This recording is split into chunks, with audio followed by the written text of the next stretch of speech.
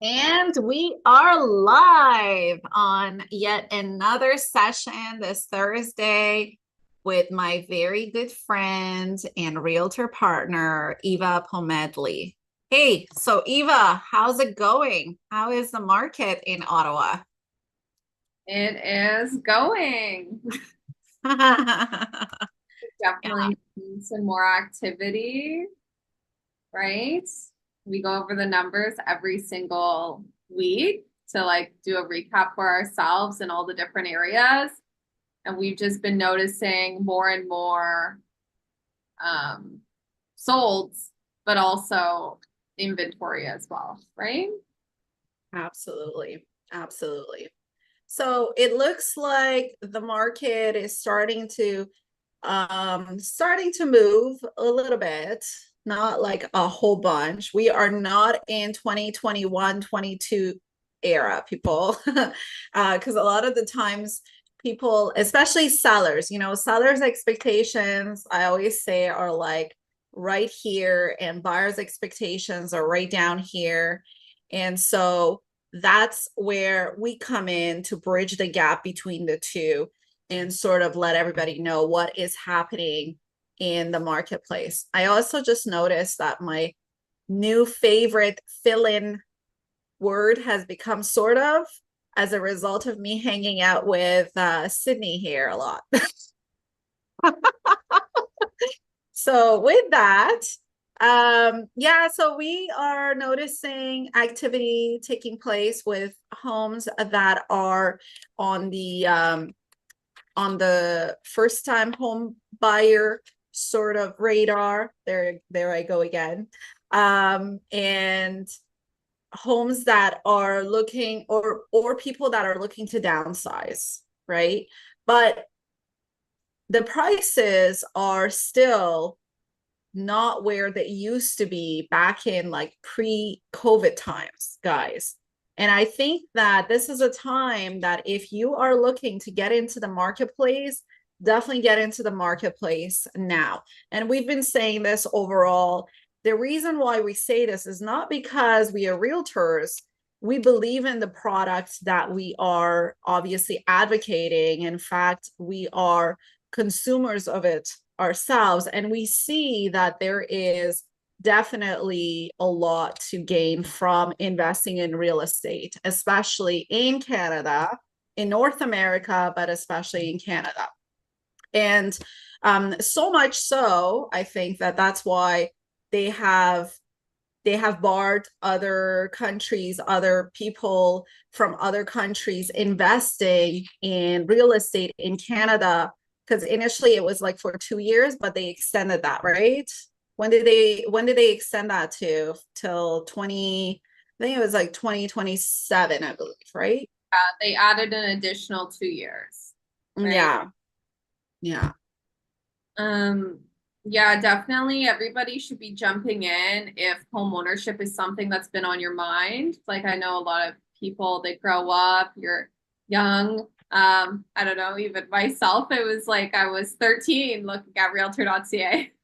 Maybe that's a little bit too young, but I think a lot of people dream about it for a long time. And if that's just a want that you have that's never going to go away, the easiest time to do it is as soon as possible. And I think the step up to home ownership is going to just become bigger and bigger because you can't outsave the way that the market's going. Like, let's say we say that the predictions for this year is true, right? That properties are going to go up 5% or 4 point whatever percent. It's like if you can't save that through your income, then you should probably go ahead and buy, right? Absolutely. Absolutely. Yeah. So definitely if you're looking to get into home ownership, this is a time to get into it. Market is still very prime for you. If I think a lot of the times people just wonder too much about the process, and it just becomes so maybe scary for them to get into the marketplace. So they are not sure, they question themselves too much. it is a different generation entering the marketplace. It's more so the millennials that are getting into the marketplace, as baby boomers are sort of downsizing into something smaller. And so with that, I also want to say thank you to some of our awesome peeps that are watching us right now live. If you are watching us live, tell us in the chat where you're from. Give us a thumbs up. We want to know where our viewers are coming from. This way, we'll be able to cater whatever our discussions are more to your needs and what it is that you're looking for. I also want to encourage anyone and everyone who's watching, whether you're realtors, we see a lot of our amazing realtor colleagues joining here. If you have any questions for us, we're happy to share. This is an absolutely open book, open forum.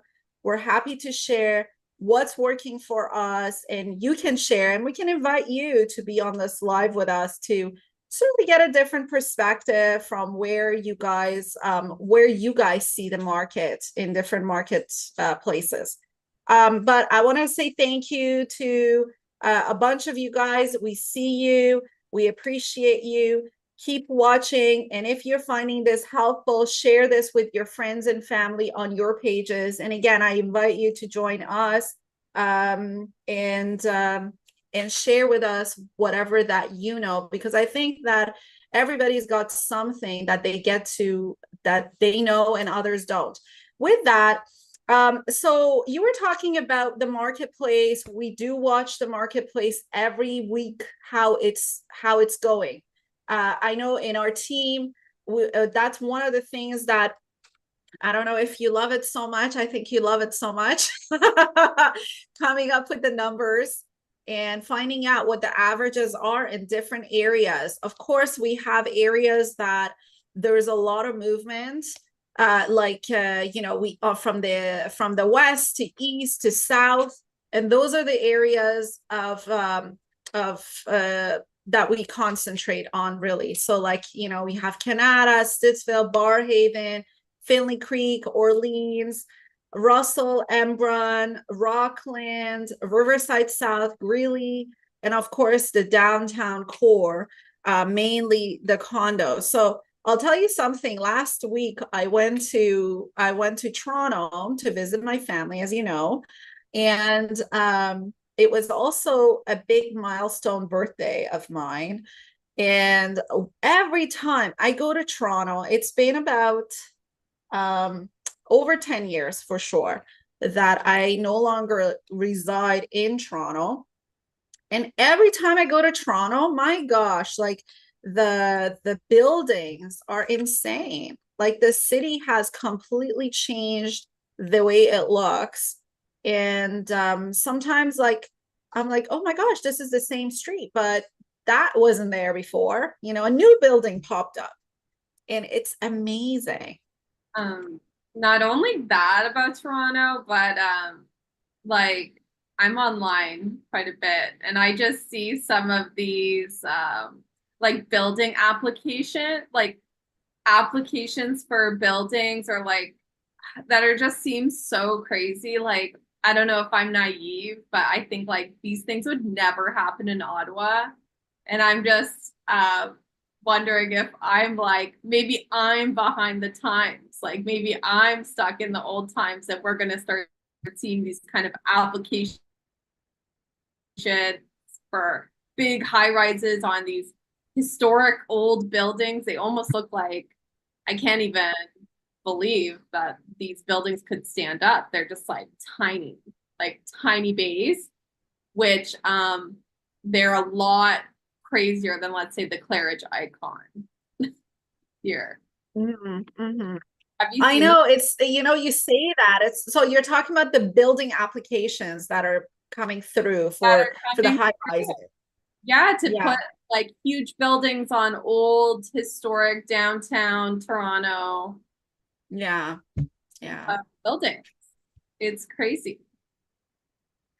Yeah, it's true. I swear every time I go there and I look at the buildings, And their low rises are Ottawa's high rises. I'm not kidding.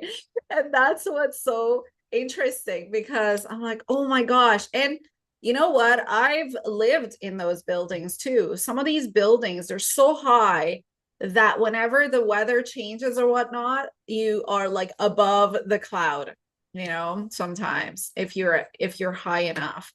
And the view is gorgeous. It's all about the view, you know. And the way Toronto is that, their downtown is near the water, which is in the south, and ours is in the north, which is which is where our water is. And it's so interesting because you very, very different marketplace. But needless to say, I'm also seeing, if some of you guys are from Toronto, as you know, we have a branch office in Toronto. We are part of the Toronto Regional Real Estate Board, and we are also following what is happening in Toronto. We can see what's happening in Toronto, and things are moving. Now, let's talk about something that I think a lot of buyers are starting to get to know, okay, which is off-market properties, right? I want to talk about off-market properties a little bit. I want to also talk about the offer process that's changed since, what are the misunderstandings with regards to offer processes. And I want to maybe talk about all of those before getting into our questions that have come in from our awesome viewers. Listen, keep bringing in your questions. If you have questions, concerns, you don't know something, you want to know what to do before getting in, that's what we're here for. So send in your questions. You can send it through DM here. You can send it to through our text to, this number is 613-900-0009. And funny enough, our Toronto office number is the same number, except it's area code 416. So if you need help in Toronto, we got you. If you need help in Ottawa, we've got you. Just come on down and send us your questions, concerns. Now, with that, I wanted to talk about, sorry, I lost the train of my thoughts. Off-market properties, right. So off-market properties, one of the things we want to talk about is a lot of the times people are wondering, what is this off-market property situation? Like, is it actually true? Because don't forget, we have in our team, we have people, including ourselves, that are constantly talking to people like yourselves, our awesome ISA team. So one of the things that we're hearing is, what are these off-market properties? Is there such a thing? Why is it there? And I gotta say, why it's happened is because, first of all, is it there, Eva? Are there off-market properties out there? Yes. Yeah. So off-market properties, just maybe I'll go back a little bit. What are off-market properties? Off-market properties are properties that are for sale that you would not know about. It is not being advertised on realtor.ca. They are not being advertised online. And the question to that is sometimes, well, why? Why wouldn't it be on realtor.ca? Why wouldn't it be on public websites? Don't they want to attract buyers? And the answer to that is yes, they do want to attract buyers, but a lot of the times they prefer to not go through the traditional way of going into realtor.ca or these public websites. And the reason is very clear. Imagine you are a seller and you want to sell your home in the marketplace, and you want to try to get buyers to come in and put an offer. A lot of the times in the past, and some of the sellers can resonate with what I'm about to say, is that they would get all kinds of people come through their home at different times, and some of which are not even qualified. At worst, you might have people actually knock at your door to want to come in your home and say, hey, I see your home is for sale. Can I just come in? some random individual, which by the way, you should never allow these random individuals inside your home, because they have not been tested on whether or not they're financially capable. You don't know what kind of people you're letting in. Just because there's a for sale sign doesn't mean that now it's free for all and you can let any stranger in your home. And a lot of the times people just don't like the inconvenience of having to leave their house for showings and getting it prepared and going through 2-hour open houses and things like that. So they prefer to sell it to ready to act buyers who are ready to, like, they're pre-approved and they're ready to put an offer on a property, right? And the other thing with that is that a lot of the times buyers are looking for those type of properties. Those properties are properties that have been sold, that are being sold by sometimes builders, sometimes their very first owner of a home, right? First time, if they are the original owners, then they know everything about the home.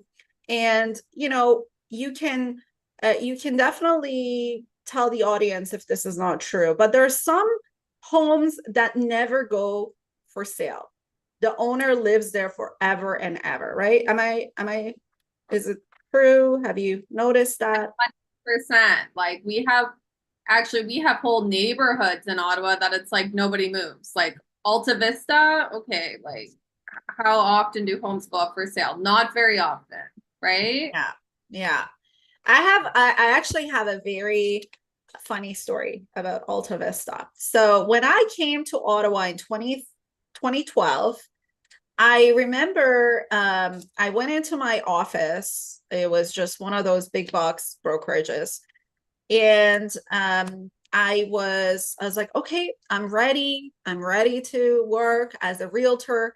The problem was my phone wasn't ringing. So I was like, what is going on? Like, I put my name out there. I put, like, my picture out there, but my phone wasn't ringing. I was all ready, suited up, ready to go, ready to go.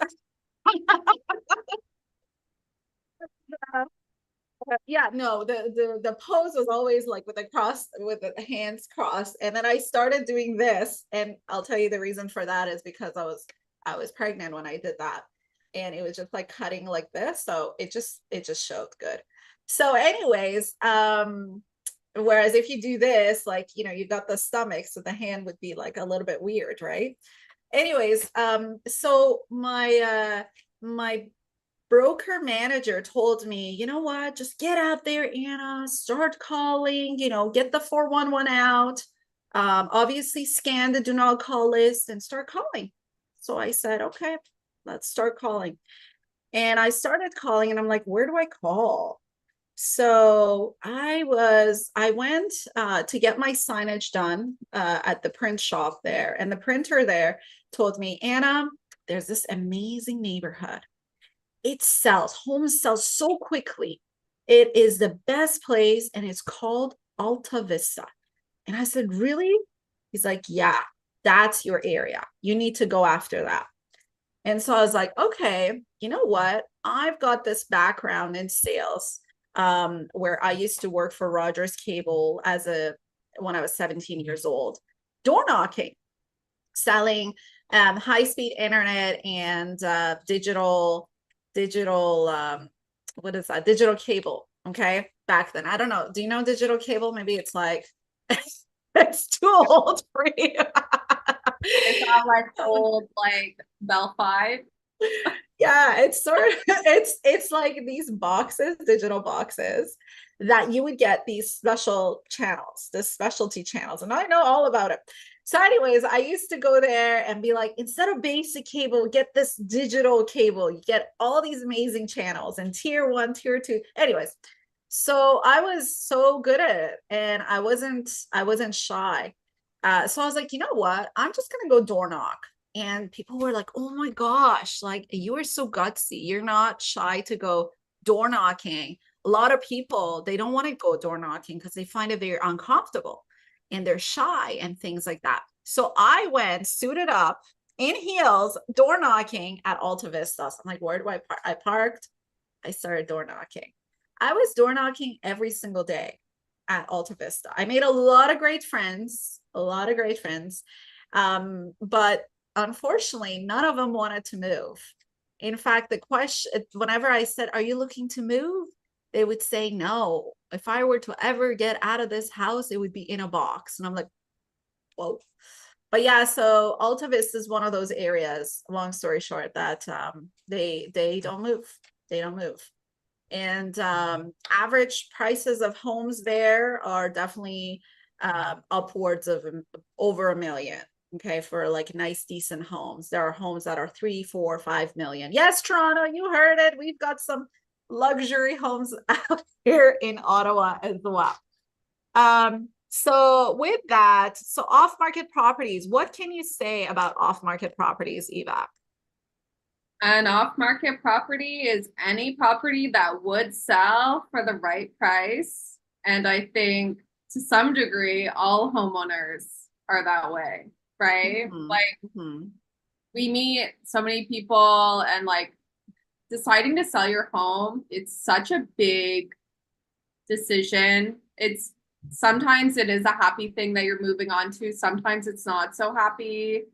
But ultimately, most sellers feel like going through a listing process is the necessary pain, the necessary process, the hassle, everything to get them where they want to go. The secret is that they don't want to list their house at all. They just want a buyer. Like that's it. That's all. That's the secret. We do have off-market properties from all different types of sources, which most buyers don't really care, right? Your perfect home really could be anywhere. If it's a distress sale, company-owned property, a foreclosure, or somebody that we came across of as a result of our large database that you've been working on for so many years. And the thing about off-market properties is it takes so much resources, like a full team to have any kind of real list. So if I was by myself, yeah, maybe I would know of one or two off-market properties, stuff like maybe my mom would sell for the right price, right? Maybe my aunt would consider selling. But that's just not enough. Like that is not enough to have like a real solution to this inventory problem. But as a result of our team working together with all these different resources, we do have quite a lengthy list, right? Mm-hmm. Absolutely. Yes. Yes, we do. And it didn't come to us like overnight. You know, this is a culmination of everybody working together and tedious hours, long hours, tedious work, making sure that we get all of these different information up and running for you. Also, we have built out a system where we are able to target properties on your behalf once we know the style of property you like. So what do I mean by that? Sometimes, you like a certain model in a certain neighborhood, right? Built by a certain builder. Okay. So that's easy for us to target. Now, sometimes it gets a little bit interesting when you're looking for something very specific and customized to what it is, what your needs are, but it's not doable. It's absolutely doable. So that is, again, we were able to do it successfully for so many people as a result of working on this for a long time. We were working on this before it became a thing. And now, we've been able to build this huge database of properties that don't necessarily make it online. So with that sort of answer, my gosh, that answers your questions with regards to off market off-market properties. So I know a lot of people ask, like, what is that? Is that such a thing? I asked my realtor and they said there's no such thing. The other thing is, as of January, we were told that any property, any home seller that wants the realtor to advertise the home publicly, they have to make sure that the property hits the market within few days, okay, within 3 days. And so with that, that gave us a little bit of a barrier as to advertising it prior to it coming into the marketplace, like off-market properties. We can't share that information. It's not because we don't want to, believe me, we do, but we have been barred from that, from the Canadian Real Estate Association, that this is no longer a thing. We cannot share that information. If we do, we have to put it into the MLS. And a lot of the times, or realtor.ca, and a lot of the times home sellers don't want that. They don't want to necessarily advertise the way their home looks, the pictures and things like that. And we've had people reach out to us, home sellers, home buyers actually, reach out to us. They made a purchase of a property and they're like, can you take this picture down? And so we are not, unfortunately, we don't have access to the whole World Wide Web. So we cannot remove it. Once it's there, it's there. Okay. So sometimes some people are picky with regards to that. And so that's why they don't want to go online. But there's so many different reasons why this is becoming a thing. And so there is a lot of pros and cons to this. And I hope that we were able to somewhat answer that particular question that we're getting a lot from people calling us. And if like an agent out there, one of my colleagues is saying that there is no such thing, they with all due respect, I think that they need to do a little bit more research and find out more about it. In fact, I invite them to join on one of our huddles, as I am happy to share how we come across these awesome off-market properties. This way, if we have more educated colleagues of ours, it's best for us to not only elevate the industry as a whole, but also make sure that your interests are protected. So with that, the next thing I want to get into is the other change that's happened is the offer process. So do you want to go into that a little bit, Eva? So the real estate industry has really changed the game with this one. I remember when at the beginning, well, also not that long ago, I talked to a lot of first-time home buyers, and they're always wondering about like, what is it like? And the biggest question I always get asked is, oh, well, like, do we know the other offers? And like, usually no. Usually people opt in, and it used to be that we couldn't make a decision, right? When you're a listing agent, that, okay, we can't disclose any kind of material about the other offers. That would include when the other offers expire, what the prices are, what the deposits are, closing date, all these kinds of conditions. We weren't allowed to do that. We weren't allowed to do that. How long ago did it change? Last year, it maybe changed, right? Yeah, it just changed this year, actually. Okay.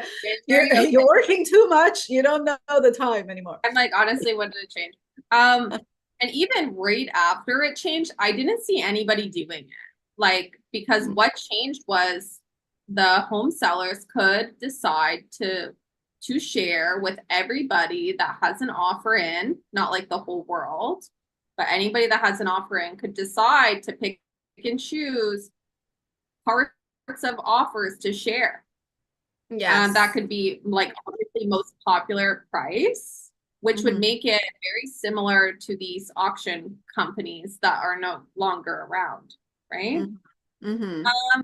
So now you may be surprised because they don't put this on the MLS, like on the MLS, the realtor rep remarks, the public remarks. I've been on properties putting offers in. There says nothing that parts of offers will be shared. And then surprise, I see my price up there, or you see your closing date up there. There are ways for the buyers to actually protect themselves from this. First step is you have to know that it's a possibility, right? That your price or anything about your offer may be shared. But you can actually put in your offer that you don't want anything shared at all. And if it is shared, then your offer becomes now null and void. Right? So I don't know if I touched on everything, but those were the main things that really changed, that shook our very traditional Ottawa city. Like, how is it that that has changed? Yes, yes, absolutely. That's exactly it. Now, the misconception to this is a lot of people started at one point calling it an open offer, meaning that, it's sort of like bidding. Everybody gets to know what the prices of different offers are, what the conditions are, and things like that. And that is not the case. It's not being publicly advertised what the prices are going to be, what the conditions are. You have to be, even if it is being shared by seller's request or permission, consent, that has to be done through a separate form, first of all. So it has to be written. Then the second thing is you have to be a party participating in this bidding, okay? Meaning you already have brought in an offer. You have brought in an offer, and now you want to know what the other offer is. Now, again, it is up to the seller and their agent how they want to go about it. Maybe the agent will say, well, we're not going to share until you submit your offer, and then we're not even going to allow you to revise. So that obviously is not going to protect the seller, because the seller wants to sell their home for the market value and for the most amount of money. So obviously it's in their best interest to do it. But I think part of the reason why things haven't changed is because a lot of agents haven't realized how this could be beneficial to the parties, right? And they haven't really strategized there. And you know what? Truth be told, as an agent, I think there were a lot of changes that were made. First off, all of our forms were just changed on a like this, right? Instantaneously. And we had to get on with the program. And then the other thing was, now these rules came into effect. Now you have to get everybody to sign this guide, this RICO guide that, they not only sign it, but explain it to them and share with them and so on and so forth. And, whenever you have a buyer or seller, they only care about wanting to buy a home or sell a home, not our rules and regulations. But our rules and regulations have dictated us that we need to share this with them ASAP for them to complete it. So with that, there has been some interesting changes that's happened.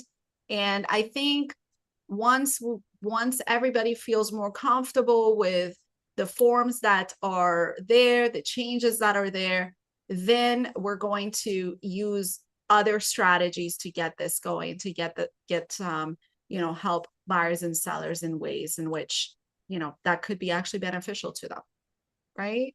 Anything else you want to add to that, Eva? Yeah, well, I guess to put a name to like what all these changes are, which is like the Tressa, Uh-huh. they was all of this, anyways. I forget what it's called. Trust in the real estate. Trusted Real Estate Services Act, Yes. something like that. Yes. Yes.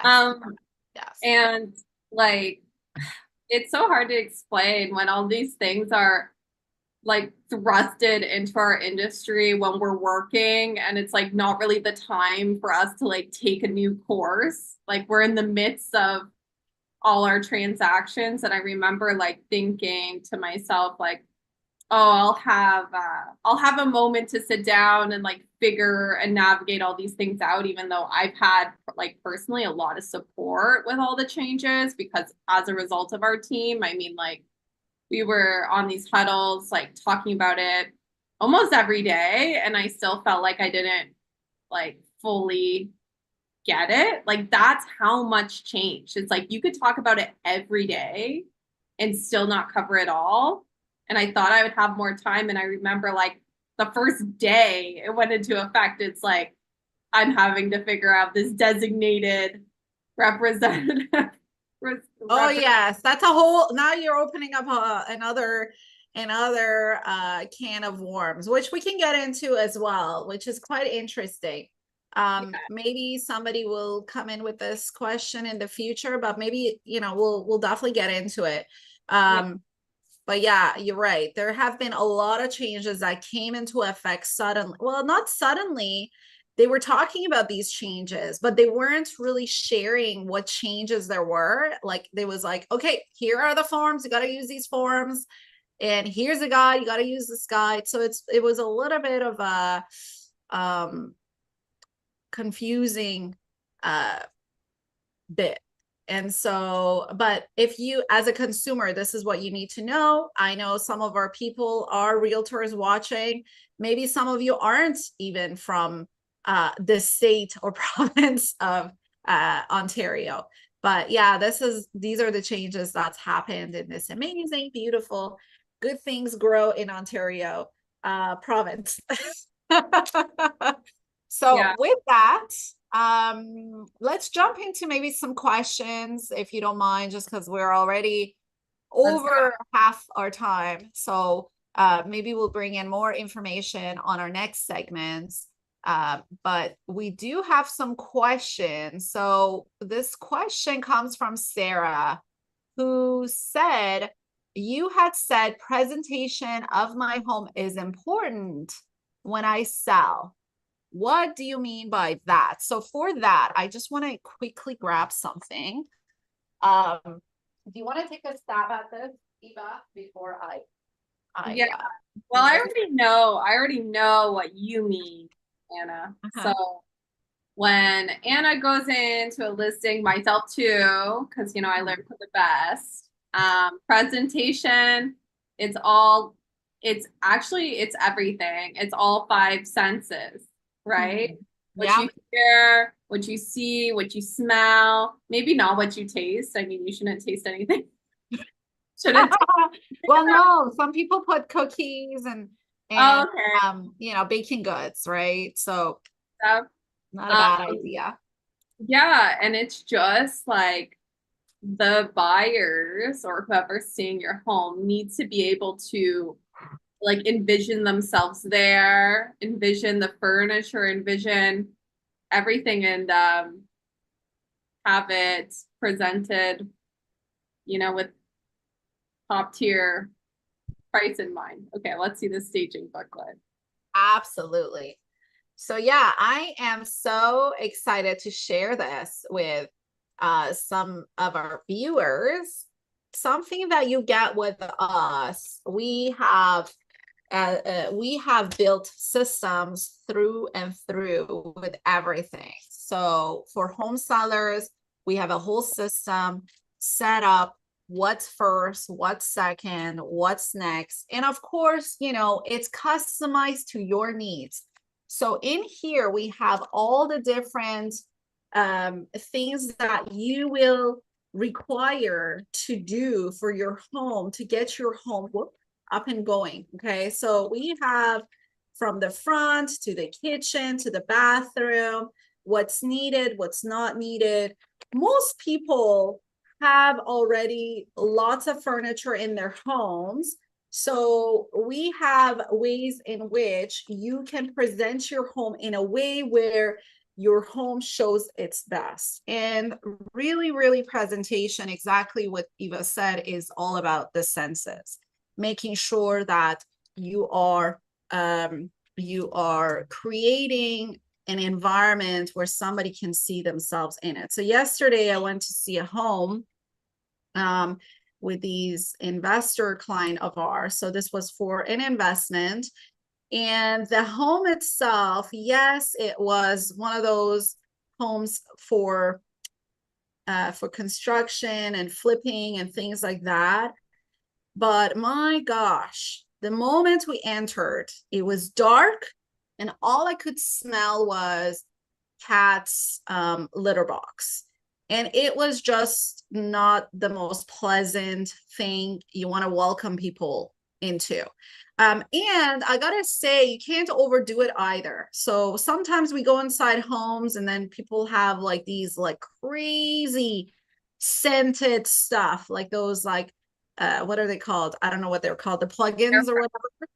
And Yeah. they just like smell so strong that a lot of the times, we go in with buyers. A lot of the times they're like, "Oh my gosh, what is that smell? I can't even see the house because I'm just so, covered up with the smell." So I would say, the best way to do it is like natural smells, like anything to do with baking goods is not a bad thing. Pop a cookie in the oven, or pop a I don't know, a cake or something in the oven if you know how to bake. If not, then you must get those plugins. Get the very light ones. I like the laundry one. The laundry scent. I like the laundry scent. Laundry scent smells great. So stick to those. Don't overdo it, because when you overdo it, we know you are trying to hide something. And a lot of the times it's either pets or smoking. So don't do it that way.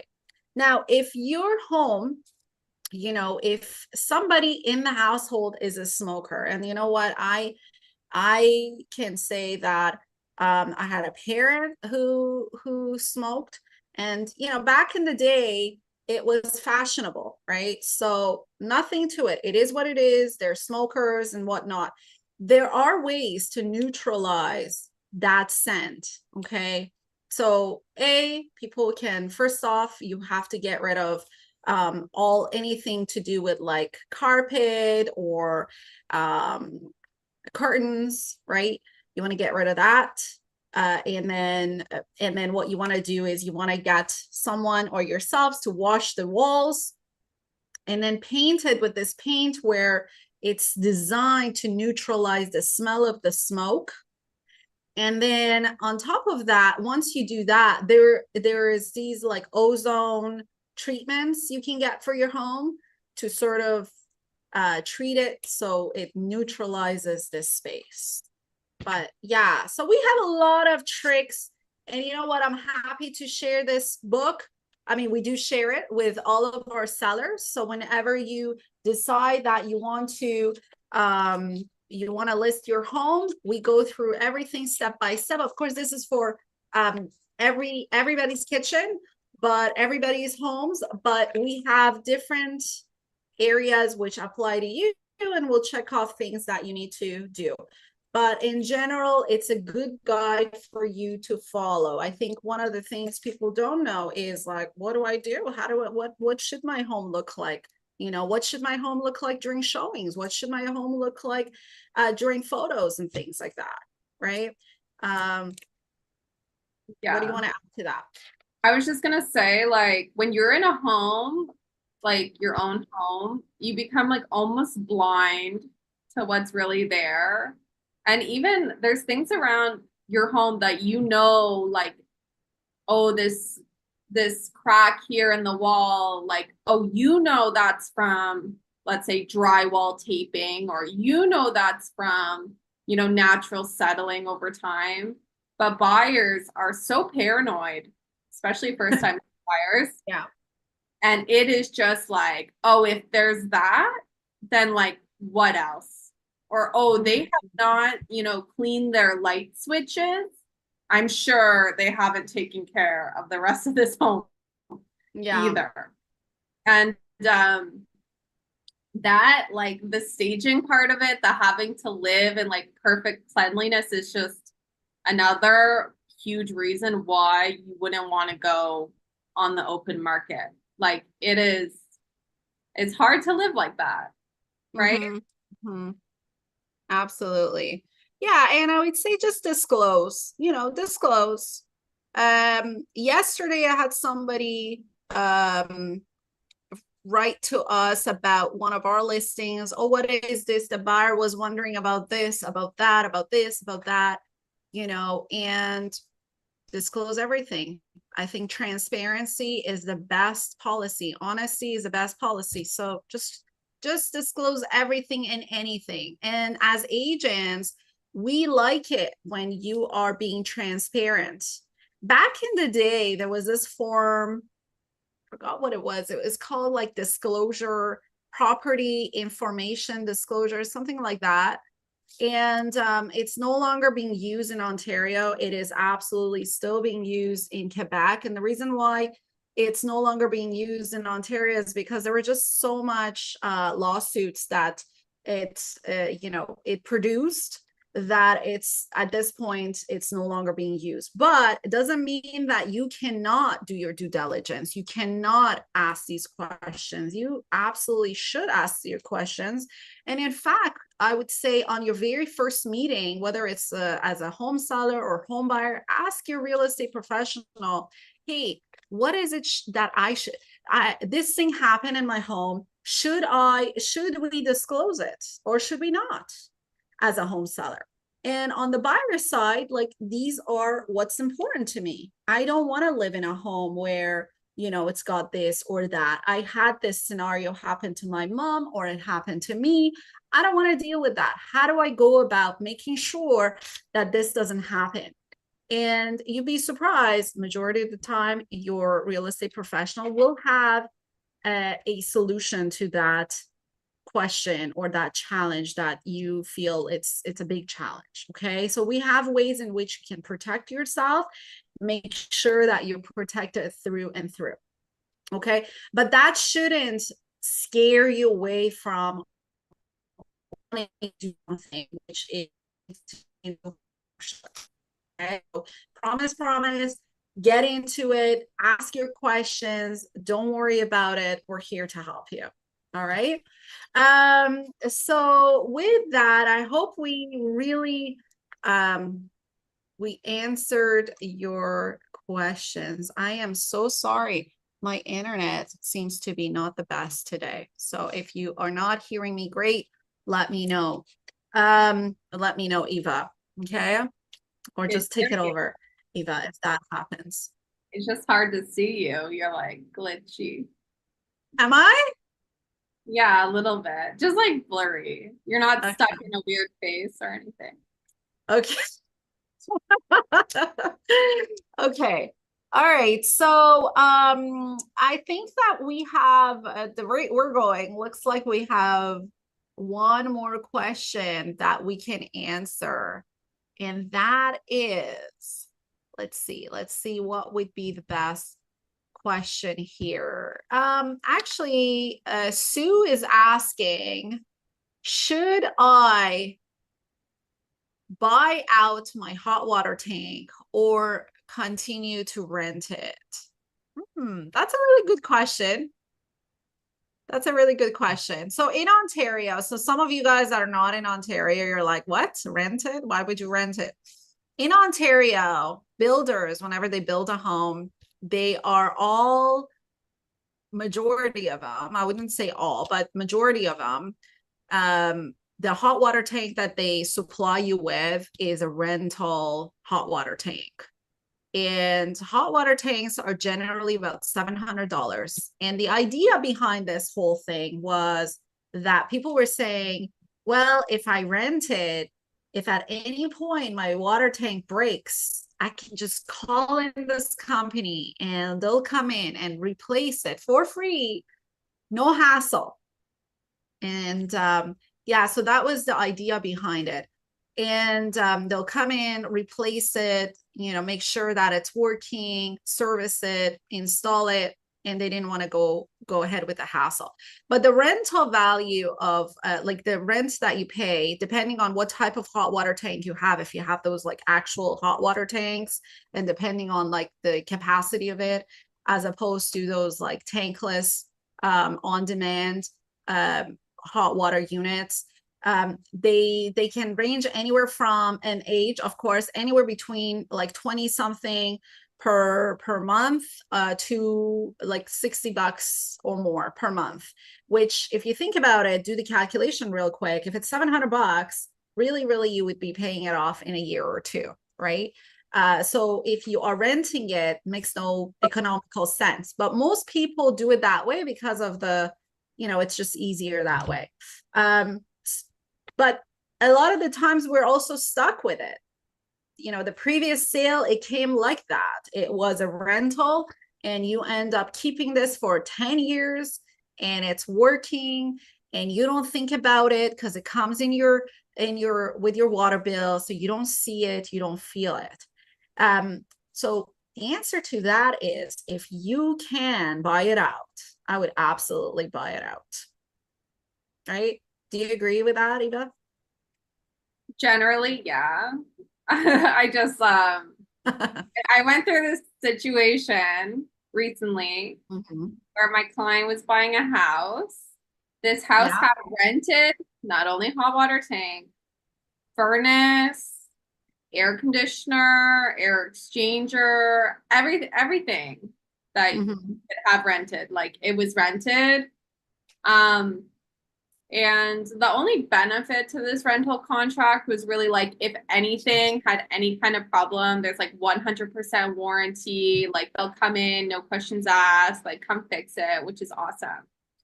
The thing about these contracts is that on this special contract, like, is that like it costs the same if you buy it out or not.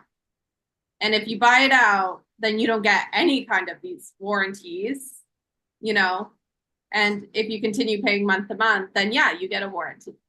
So I'd say generally, if you're just dealing with this regular end bridge hot water tank situation, reliance, yeah. clients, yeah, then yeah, you should buy it out. But like, if you're dealing with one of these other kind of contracts, then maybe it's like not even worth it to buy it out. Like, why not pay month to month if it's all going to cost you the same, and you get additional warranties just by waiting it out, right? Yeah. Well, no, I don't agree with that.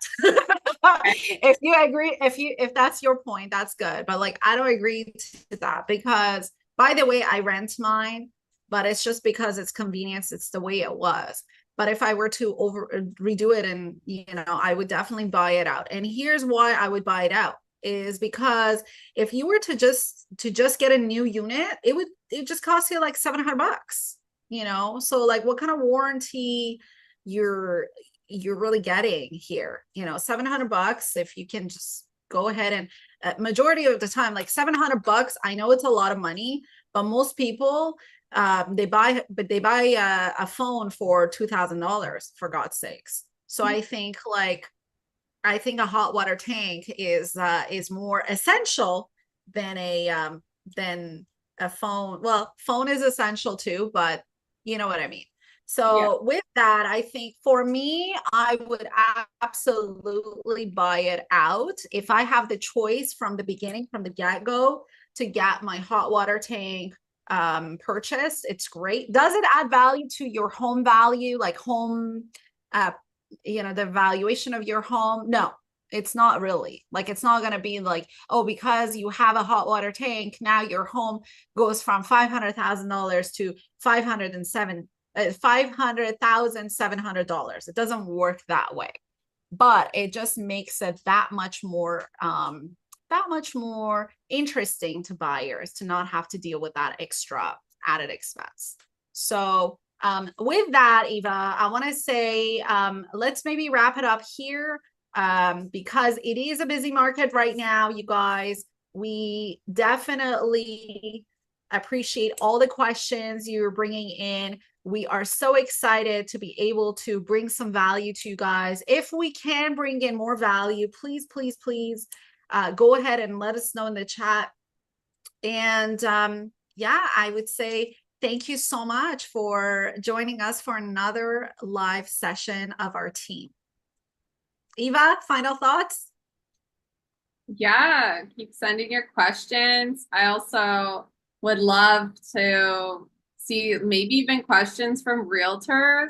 Like, I know so many people that like pop into our videos are realtors, and I think they might be shy or not sure if this is for them too, but it's for everybody.